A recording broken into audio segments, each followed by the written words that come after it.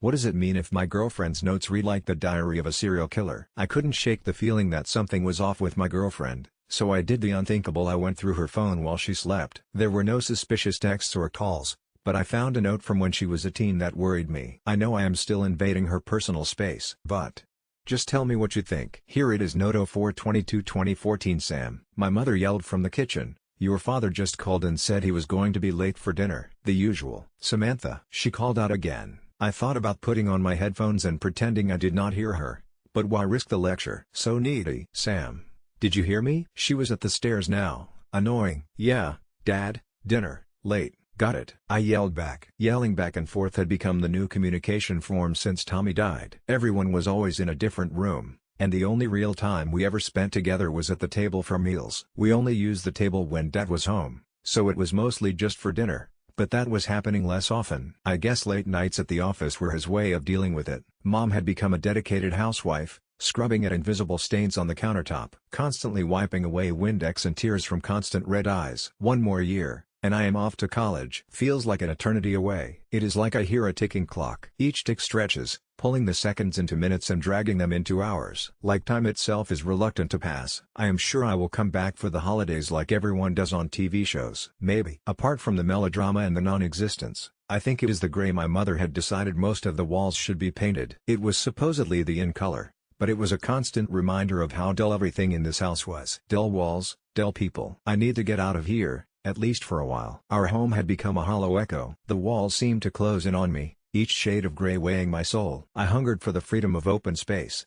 the earth beneath my feet, and the sky above my head. It was time for one of my walks. I knew I was going as soon as I woke up this morning. I felt the itch. I already had my pack ready and sat by my closet door, leaning against my yellow, non-gray room wall. Yellow is to help you relax, Mom had said when she painted it last month. After a week, I realized it was the same yellow of hospital rooms. Whatever. I put on my track shoes and grabbed my earbuds and my bag. I gave a quick, "I'm going for a walk," in tradition with the Shaw's form of communication, and headed out the door. I started jogging right out the door. The woods were only a couple blocks over, and then I'd reach more than 100 acres of undeveloped land, but I felt so exposed until I got that tree line. I needed this escape from what life had become. It was all routine and lies. I had learned to hide everything I felt by pretending to be someone I was not. No, it was more like something I was not. Normal. Usually, I would slow down and walk, enjoying nature while taking it all in to think about this release of mine. That would not be the case this time. A week had passed since my last walk, and tension coiled within me. I exploded and sprinted as soon as I was off the pavement,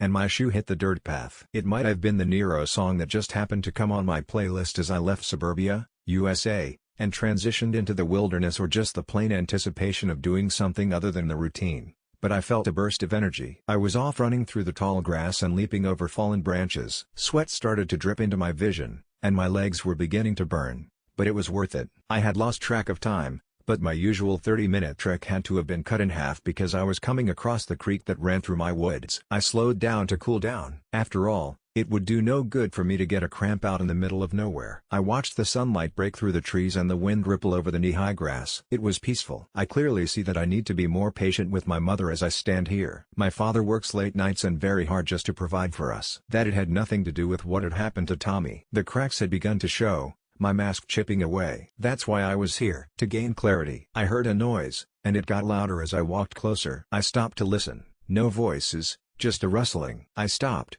kneeling down as I brought my bag from over my shoulders. I waited, listening to see if there was anything different in the sounds coming from over the bend of my lightly worn path.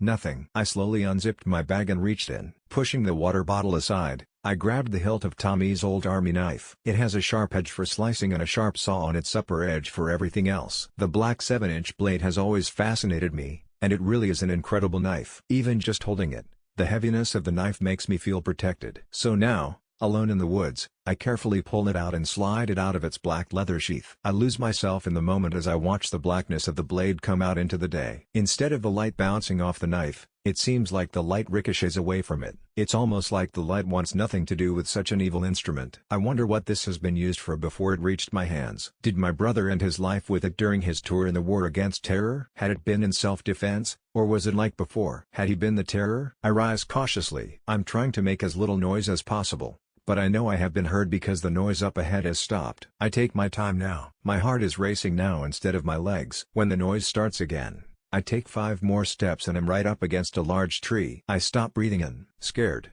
excited, unsure, but unable to turn back. I do consider it, though. I could turn around now, snatch up my bag, and return to civilization. The noise starts again, and I take a small, panicked breath. No, this is my escape. This is where I go to get away from it all, and I won't be scared off. The knife met resistance, a crunchy scraping sound echoing in the air as it found bone. In that instant, any doubt vanished as I cut open the neck of the Peterson's dog. The rush is instant and better than anything I have ever felt. It always was. I had not needed this release when I brought him out here, so I tied him up 2 days ago. He had been waging his tail as soon as he saw me, and I am sure it would have been waging as well if I had had one. I have never intentionally killed anything so large, and it was fantastic. I would have waited a couple more days, but it was only a matter of time before the Petersons decided to search further into the woods for their pet. I sat beside him, watching the blood slowly move toward the creek to mix with the water. The blood no longer gushed. The show was over. I had left the knife in so I would not get completely soaked in blood. I had made that mistake before. I slowly pulled out my now black and red blade,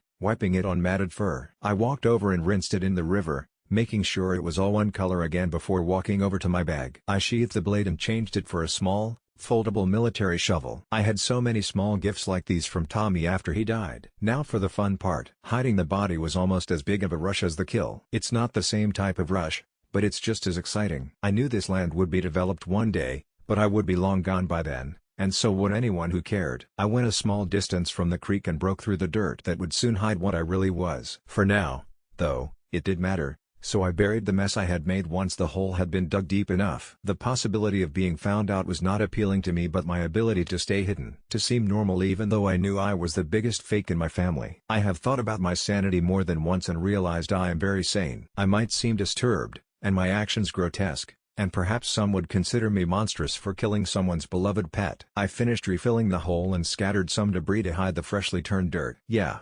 monstrous. I guess I can see myself as a monster, but I am very sane. It's funny that I am trying to convince myself of that. It is not like I would kill a person. Would I?